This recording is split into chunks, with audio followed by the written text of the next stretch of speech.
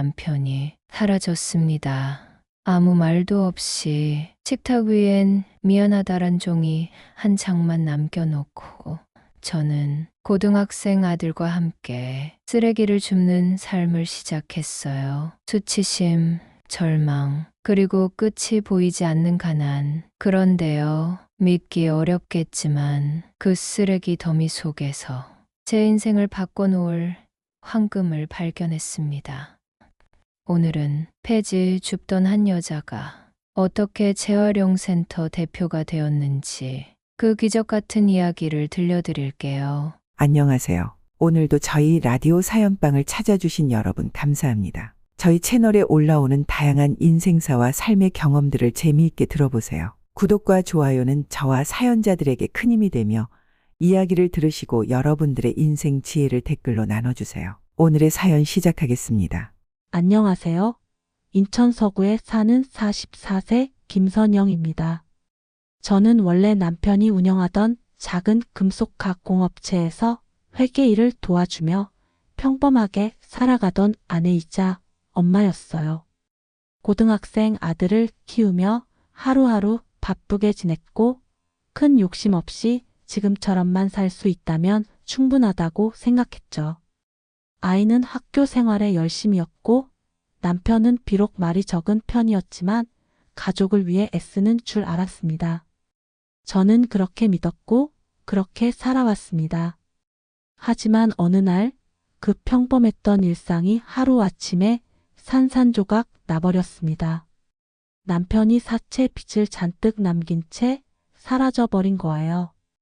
퇴근 후 집에 들어온 저는 현관문 안쪽에 가지런히 놓인 남편의 작업화를 보고 무심코 말했어요. 오늘도 수고했어. 그런데 거실로 들어가자마자 모든 게 이상하다는 걸 알 수 있었어요. 장롱문은 활짝 열려 있었고 남편의 옷가지들은 온데간데 없었죠.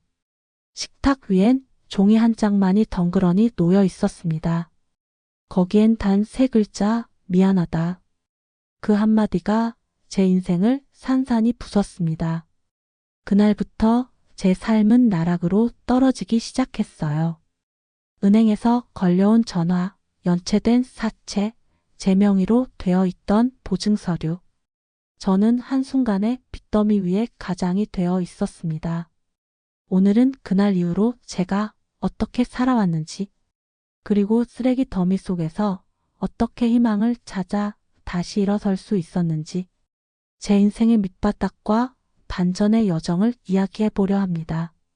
저의 이야기가 지금 누군가에게 작지만 단단한 용기를 줄 수 있다면 그것만으로도 저는 큰 위로를 받을 것 같아요.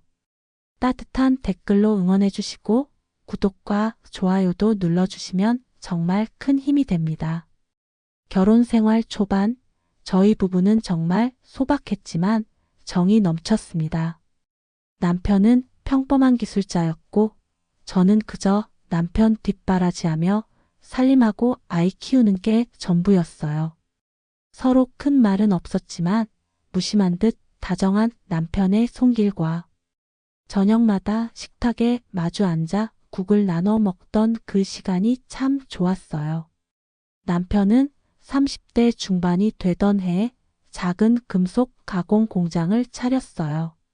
직업학교에서 배운 기술을 살려 직접 운영하겠다며 퇴직금을 탈탈 털어 시작한 사업이었죠. 처음엔 낡은 기계 2대와 겨우 사람 하나 지나갈 수 있는 작업 공간이 전부였어요. 하지만 남편은 정말 성실하게 일했고 저는 서류 작업이나 거래처 응대 같은 걸 도왔어요. 작은 손바닥만한 공장 안에서 땀 흘리며 웃던 그때 우리는 정말 같은 꿈을 꾸고 있었어요. 그 무렵 우리에게 도연이가 태어났습니다. 처음 아들을 품에 안았을 때 남편은 말없이 제 머리를 쓰다듬더니 우리 아이만큼은 꼭 잘 키우자. 배골치 않게, 눈치 보지 않게. 그 말이 아직도 귀에 생생합니다. 그 말이 있었기에 저는 그 후로 단 하루도 아이에게 부족함을 느끼게 하고 싶지 않았어요. 도연이는 밝고 영리한 아이였어요. 책을 좋아하고 선생님 말 잘 듣고 친구들과도 사이가 좋았어요. 초등학교 때 학예회에서 사회를 맡아 당당하게 말하던 그 모습이 얼마나 자랑스러웠는지 몰라요. 도연이 책가방에 제 손편지를 몰래 넣어주고 간식으로 김밥 싸주던 그 날들. 그 평범한 일상이 참 소중했어요. 그런데 남편의 공장이 슬슬 커지기 시작하면서 뭔가 이상한 점들이 하나둘 보이기 시작했어요. 납품처가 늘어나고 직원이 3명으로 불어났지만 이상하게도 늘 돈에 쪼들렸어요. 왜 이렇게 항상 돈이 모자라지? 제가 슬쩍 물으면 남편은 담배에 불만 붙인 채 말없이 밖으로 나가버렸어요. 뭔가 숨기는 것 같다는 불안감이 커졌지만 설마 남편이 나쁜 짓을 할 거라곤 상상도 못했습니다. 그러다 어느 날 한 통의 전화가 왔습니다. 김 사장님 계좌 압류 들어갔어요. 이거 뭐예요? 납품처의 회계 담당자가 다급하게 묻는 소리에 저는 손에 들고 있던 커피잔을 떨어뜨릴 뻔했어요. 얼른 남편에게 전화를 걸었지만 받지 않았고 그날 밤도 남편은 집에 들어오지 않았습니다. 그리고 다음 날 제 인생을 바꿔버린 그날이 찾아왔습니다. 퇴근 후 집에 돌아온 저는 현관문을 여는 순간부터 이상함을 느꼈어요. 집 안은 조용했고 도연이는 학교 자율학습 중이라 없었죠. 거실로 들어서자마자 저는 멍하니 서 있을 수밖에 없었어요. 남편의 옷장이 텅 비어 있었고 식탁 위엔 접힌 종이 한 장이 있었습니다. 천천히 펼쳐보니 미안하다. 더는 이렇게 못 살겠다. 단 2줄이 적혀 있었어요. 그때 저는 숨이 막히는 것 같았어요. 무릎이 꺾이며 바닥에 주저앉고 말았죠. 설마 정말 나 혼자 남은 거야? 하지만 그건 시작에 불과했어요. 며칠 뒤 은행에서 날아온 우편을 보고 저는 또 한 번 눈앞이 캄캄해졌습니다. 남편이 회사 운영 자금 명목으로 대출을 받았고 그 대출 대부분이 제 명의 보증으로 이루어져 있었던 겁니다. 남편이 그동안 저 몰래 서류를 만들어 놓고 제가 무심코 찍은 도장으로 사인을 대신한 것이었어요. 빚쟁이들은 하루가 멀다 하고 집으로 들이닥쳤고 문 앞에까지 몰려와 고성을 지르며 욕을 퍼부었어요. 김선영 씨 맞죠? 남편 어디 있어? 책임지라고. 이거 당신 이름으로 된 빚이야. 그 말에 저는 머리를 감싸 쥐고 주저앉았습니다. 친정에 연락을 해봤지만 어머니는 한숨만 쉬셨어요. 그렇게 도장 찍을 땐 왜 생각을 안 했니? 오빠는 아예 전화를 받지 않았고 시댁은 남편의 연락을 끊은 지 오래였습니다. 네 남편 그럴 사람 아닌데 내가 뭔가를 잘못한 거겠지. 시어머니의 말은 마치 칼처럼 꽂혔습니다. 그렇게 하루하루가 버티는 날들의 연속이었고 결국 저는 살던 집을 내놓고 보증금이 없는 월세 방으로 들어갔습니다. 좁은 방 한 칸, 부엌도 제대로 없는 곳이었지만 그나마 도연이와 둘이 누울 수 있다는 게 다행이었어요. 그러던 어느 날 밤 도연이가 조용히 제게 다가와 말했습니다. 엄마 나 학교 그만두고 알바하면 안 돼? 우리 너무 힘들잖아. 그 말에 저는 눈물이 왈칵 쏟아졌습니다. 그 어린아이가 그런 말을 해야 할 정도로 저희 삶이 무너졌다는 현실이 너무나 아팠어요. 그때 저는 결심했습니다. 이대로 주저앉을 수는 없어. 어떻게든 다시 일어나야 해. 새벽 공기는 유난히 차가웠습니다.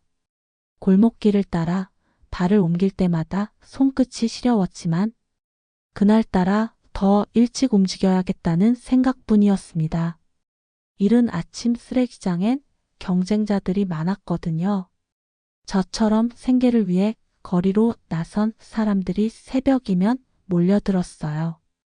오늘은 조금이라도 더 건질 게 있어야 할 텐데 혼잣말처럼 중얼이며 낡은 손수레를 끌고 골목 안쪽으로 향했어요. 폐지 줍는 일을 시작한 지 2달째. 이제는 어느 곳에 무엇이 잘 버려지는지 대충 파악이 되었지만 여전히 사람들의 시선은 날카롭고 따가웠습니다. 쓰레기통 옆에서 종이박스를 정리하고 있는데 등 뒤에서 웅성거리는 소리가 들렸어요. 저 사람 김선영 아냐? 김 사장 마누라. 그래, 그 사람 맞아. 남편 사라지고 폐지 줍는다더라. 아휴, 저렇게 살면 뭐하러 결혼을 했대. 등줄기를 타고 싸늘한 기운이 훅고 지나갔습니다. 고개를 더 깊숙이 숙이고 모자를 더 눌렀었어요. 수치심에 손이 덜덜 떨렸지만 포기할 수 없었습니다. 배고픈 도연이를 생각하면 뭐든 해야 했어요. 그래, 견디자. 오늘도 견뎌야 해. 그날 오후 한 아파트 단지 쓰레기장 뒤편에서 낡은 컴퓨터 본체 3대를 발견했어요. 부피도 크고 무게도 만만치 않았지만 왠지 이걸 그냥 두고 가면 안 될 것 같다는 생각이 들었어요. 혹시 안에 부품이라도 쓸 수 있을지 몰라. 숨을 고르고 온몸에 힘을 끌어모아 손수레에 실었습니다. 집으로 돌아와 컴퓨터 본체를 분해하기 시작했어요. 플라스틱 케이스를 벗기고 회로기판을 드러냈죠. 그런데 그 안에서 유난히 반짝이는 금속 조각이 눈에 들어왔어요. 이게 뭐지? 호기심이 생겨 그 부품을 조심스럽게 떼어내 깨끗하게 닦았습니다. 다음 날 동네 고물상을 찾았습니다. 고물상에는 70대 후반쯤 되어 보이는 방 노인이 앉아 있었죠. 이거 혹시 돈 될까요? 노인은 금속 조각을 들여다보더니 눈을 크게 떴어요. 이건 금이야. 요즘 회로기판에 미세하게 금이 들어갔거든. 많이 모으면 제법 돈이 되지. 순간 머리를 망치로 맞은 듯한 충격과 함께 가슴 깊은 곳에서 불꽃이 튀는 것 같았어요. 정말이야? 이 조각이 돈이 된다고? 그날부터 저는 동네 곳곳을 다니며 고장난 가전제품을 찾아다녔습니다. 텔레비전, 전자레인지, 고장난 프린터. 땀에 흠뻑 젖은 몸으로 손수레를 끌며 저는 내내 되뇌었어요. 하나라도 더, 하나라도 더. 밤이면 도연이가 숙제하는 옆에서 컴퓨터를 켜고 전자제품에서 금속을 추출하는 방법을 검색했습니다. 염산이랑 질산을 섞어서 금을 녹이고 걸러내는 방식이네. 하지만 약품은 위험했고 보호 장비도 없어 손을 뗀 적이 한두 번이 아니었어요. 어느 날 도연이가 조용히 제게 물었습니다. 엄마 왜 요즘 전자제품만 주워와? 응, 엄마가 좀 배우는 게 있어. 우리 조금만 참자. 곧 괜찮아질 거야. 딸아이처럼 맑은 눈으로 절 바라보는 도연이에게. 힘내자, 꼭 나아지자 그 말밖엔 해줄 수 없었어요.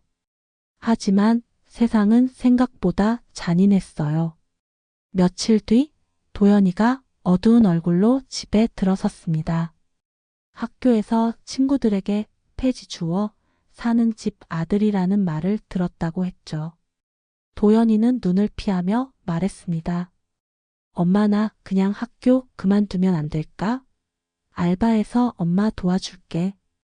그 말을 들은 순간 저는 무릎을 꿇고 아들을 끌어안았습니다. 안 돼, 도연아. 너까지 포기하면 안 돼.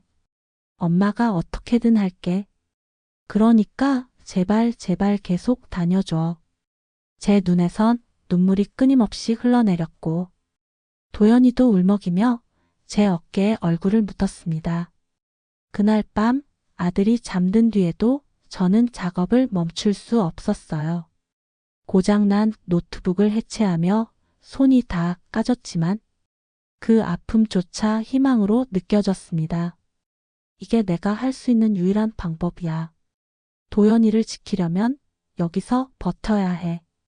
그렇게 저는 점점 금속 추출에 익숙해졌고 동네 고물상 방 노인은 가끔 저를 불러 이건 제대로 했다며 칭찬도 해줬어요. 조금씩, 아주 조금씩 생활이 숨통이 트이기 시작했죠. 하지만 아직 갈 길은 멀었습니다. 세상은 쉽지 않았고 저와 도연이를 둘러싼 현실은 여전히 차가웠습니다. 폐가전 속에서 금속을 추출하는 일이 제법 손에 익기 시작했습니다. 회로기판 속 금의 위치와 분리할 부품을 직감적으로 알아보게 되었고 고물상 방 노인도 어느 순간부터는 저를 선생이라고 불렀습니다. 김 선생, 요즘은 진짜 전문가 다 됐어. 내가 봐도 감탄이 나와. 그 말을 들을 때마다 낡은 작업복 위로 뿌듯함이 피어올랐어요. 조금씩 폐가전 제품만을 전문적으로 모으기 시작했어요. 전자제품을 버리는 날이면 새벽같이 아파트 단지들을 돌았고 가끔은 관리인들과 다투기도 했습니다. 여기서 저렇게 주워가면 안 된다니까요. 먹고 살아야 하잖아요. 조금만 눈 감아주세요. 울먹이는 제 말에 마지못해 고개를 돌려주는 분도 계셨지만 몇몇은 손가락질하며 경찰을 부른 적도 있었어요. 그러던 어느 날 인근 중고시장에 들렀다가 폐가전 전문 수거 업체 차량을 봤습니다. 운전석에 앉아있던 사람에게 용기를 내어 물었어요. 혹시 저도 폐가전 모은 거 드리면 사주시나요? 남자는 제 손에 들린 회로 기판을 보고 고개를 끄덕였어요. 제법 잘 분리했네요. 가격은 품질 따라 다르지만 거래는 가능해요. 그날을 계기로 저는 업체와 계약을 맺고 수거한 폐가전들을 정기적으로 넘기기 시작했습니다. 수입이 조금씩 생기자 아들과 간신히 밀린 공과금도 갚고 오랜만에 삼겹살 한 번 구워 먹었어요. 엄마 진짜 오랜만에 고기다. 도연이가 웃으며 말했을 때 저는 눈물이 찔끔 나오는 걸 감추려 고개를 돌렸습니다. 그래, 이제 조금씩 나아가고 있어. 더 큰 문제는 운반이었습니다. 자전거, 손수레로 다니기엔 한계가 있었고 멀리 떨어진 재활용장에서 감나가는 제품을 놓치는 일이 많았어요. 고민 끝에 10년 된 중고 트럭을 구입하기로 결심했어요. 잔금이 모자라 친한 후배에게 빌린 돈까지 보태 겨우 트럭을 샀습니다. 처음 핸들을 잡았을 땐 손이 덜덜 떨렸습니다. 면허는 있었지만 실제 운전은 10년 만이었거든요. 엄마 이거 진짜 우리 거야? 도연이의 눈이 동그래졌고 저는 고개를 끄덕이며 대답했어요. 그래, 이 트럭이 우리 삶을 더 멀리 데려다 줄 거야. 이후로는 인천전 지역을 돌며 폐가전 수거 루트를 확보했습니다. 업체와 거래도 늘었고 주기적으로 수거해가는 고정 고객도 생겼죠. 그래도 일이 커질수록 더 많은 지식이 필요하다는 걸 절감했습니다. 야간학교에 등록해 금속 재활용 과정과 경영 기초 수업을 들었습니다. 낮에는 트럭을 몰고 수거, 밤엔 작업실에서 분리 작업, 새벽엔 인터넷 카페와 커뮤니티에서 기술 정보를 수집했습니다. 그렇게 1년이 흘렀습니다. 어느 날 방 노인이 제 손을 잡고 말했습니다. 이제는 혼자 해도 되겠어. 내가 더 가르칠 게 없어. 그 말에 저는 고개를 숙이며 인사드렸습니다. 정말 감사했어요. 선생님 없었으면 여기까지 못 왔을 거예요. 그 무렵 작은 창고 딸린 집을 계약할 수 있었습니다. 월세방을 벗어나 도연이에게는 처음으로 자기 방을 마련해 줄 수 있었죠. 우와, 내 책상도 있고 침대도 있어요. 환하게 웃는 아들을 보며 제 마음도 환하게 밝아졌습니다. 하지만 성공이 보일 무렵 위기도 함께 찾아왔습니다. 같은 지역에서 유사한 재활용 수거 사업자가 생겨났고 어느 날 제가 정기적으로 수거하던 거래처가 연락을 끊었습니다. 알고 보니 경쟁업체가 더 싸게 납품하겠다고 제안을 했던 거였어요. 게다가 악의적으로 제 사업장을 신고한 사람이 있었고 관할 구청에서 불법 폐기물 보관으로 과태료가 나왔습니다. 영업허가 없이 수거한 폐가전이 문제라는 거였죠. 정말 억울했습니다. 하지만 누구에게 하소연할 수도 없었어요. 밤마다 한숨이 깊어졌고 도연이 눈치를 살피게 됐어요. 엄마, 괜찮아요. 그냥 우리가 다시 처음처럼 하면 되잖아요. 그 말에 저는 정신이 번쩍 들었어요. 그래, 이 아이를 위해서라면 다시 시작하면 되는 거야. 결국 사업자 등록을 정식으로 마치고 폐기물 관련 법규를 하나하나 공부하기 시작했습니다. 중고장터 카페, 환경청 사이트, 법률 상담소. 전에는 관심조차 없던 것들을 공부하며 저는 어느새 진짜 전문가가 되어가고 있었어요. 그리고 드디어 저는 큰 결심을 하게 됩니다. 단순한 수거가 아니라 직접 정제하는 시설을 만들기로 한 거예요. 그 결정이 저의 인생을 완전히 뒤바꾸게 되는 진짜 전환점이 될 줄은 그때는 몰랐습니다.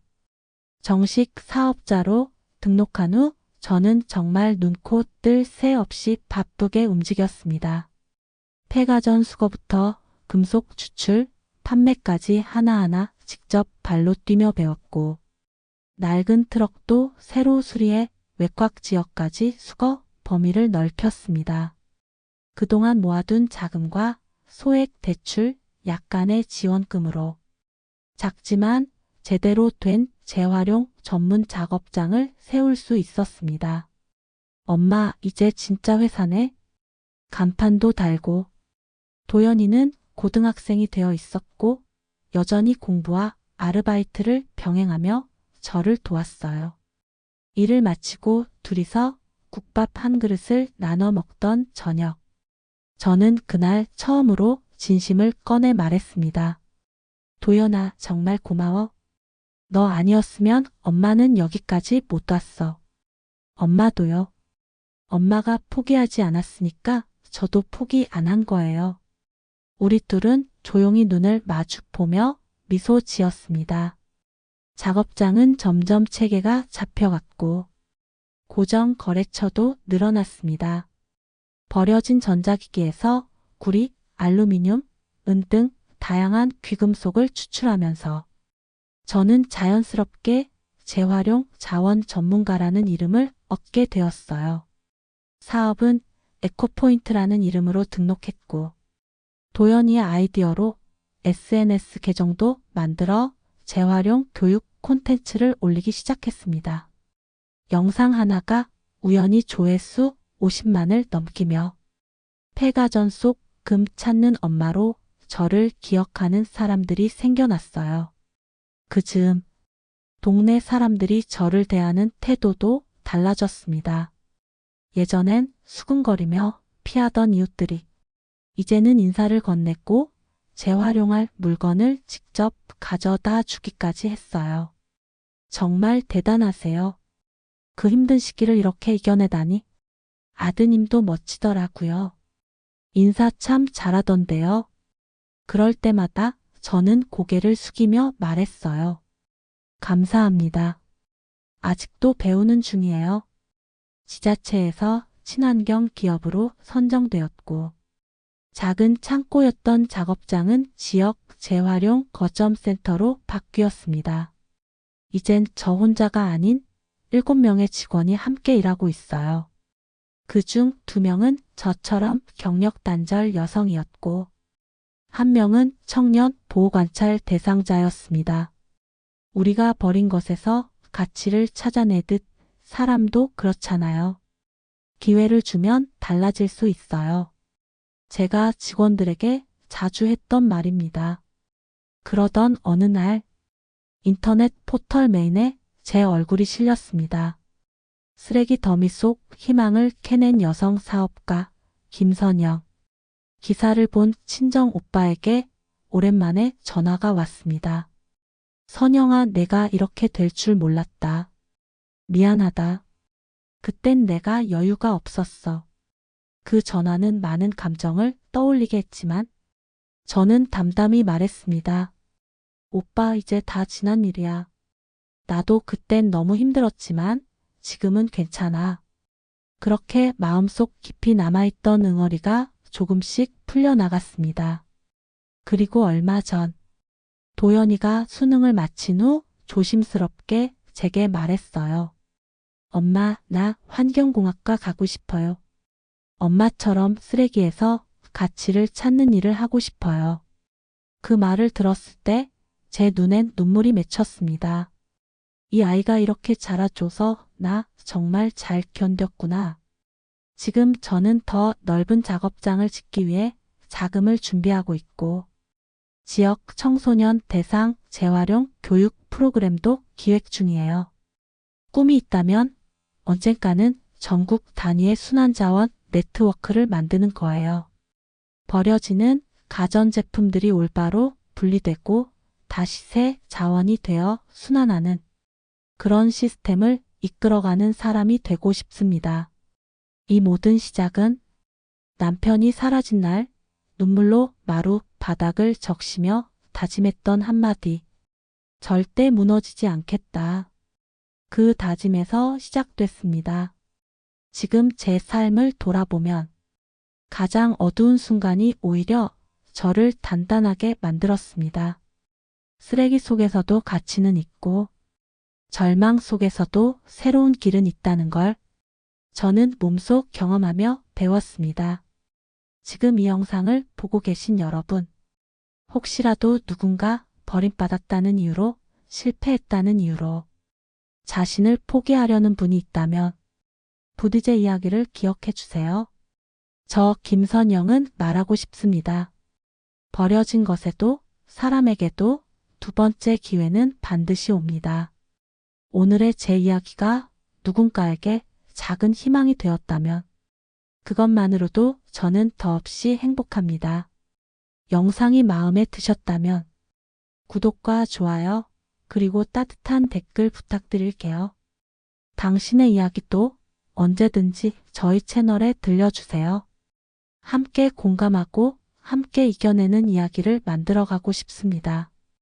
지금까지 사연을 들어주신 여러분께 진심으로 감사드리며 앞으로도 구독과 좋아요, 알림 설정으로 여러분의 삶에 작은 위로와 영감을 드릴 수 있기를 바랍니다. 다음 이야기로 다시 찾아뵙겠습니다. 감사합니다.